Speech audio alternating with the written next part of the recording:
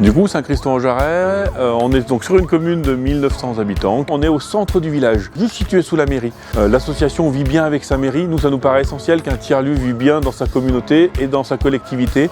L'un ne va pas sans l'autre. Un tiers-lieu ne peut pas vivre sans sa commune, sans l'envie de faire évoluer l'ensemble, avec comme volonté de faire bouger la jeunesse, avant tout sur son village.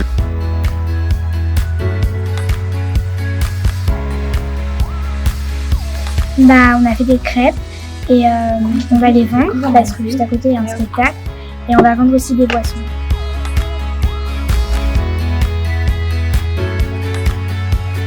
La boîte à meux, c'est une partie de famille rurale qui organise une saison culturelle sur Saint-Christo.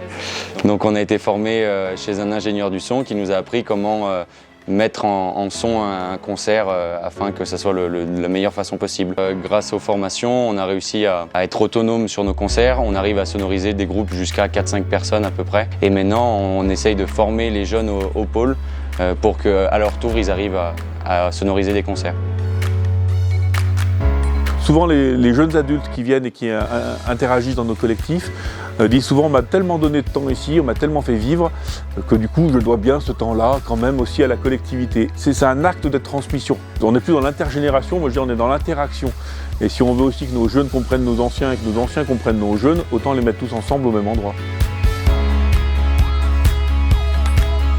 Le principe du projet, c'est que les gens électrifient eux-mêmes leur vélo et pas qu'ils achètent directement un vélo fait chez Decathlon ou des choses comme ça. Les vélos électriques, c'est en train de se démocratiser vraiment beaucoup.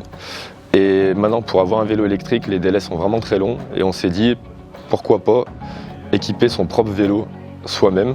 Donc pour pouvoir l'expliquer, on voudrait mettre ça en place pour que les gens ils puissent venir le faire eux-mêmes.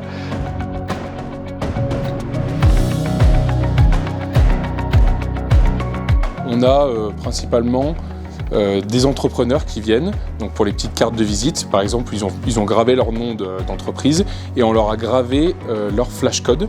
On a les bénévoles qui utilisent le Fab Lab, donc en échange de leur temps qu'ils donnent, on les laisse utiliser le Fab Lab évidemment de façon totalement libre.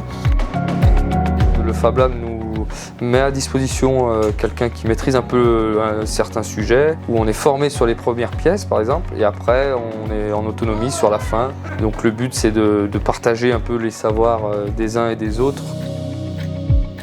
Donc au niveau des ateliers que je propose, il y a des notions de rendez-vous individuels qui sont vraiment à la demande de la personne selon aussi son emploi du temps. Après, il y a les ateliers collectifs avec des thématiques autour des parcours ordinateurs, téléphone, tablette et puis messagerie. Et tout ce qui va être aussi la notion d'accès au droit qui est importante parce que c'est là où beaucoup de personnes se sentent en difficulté.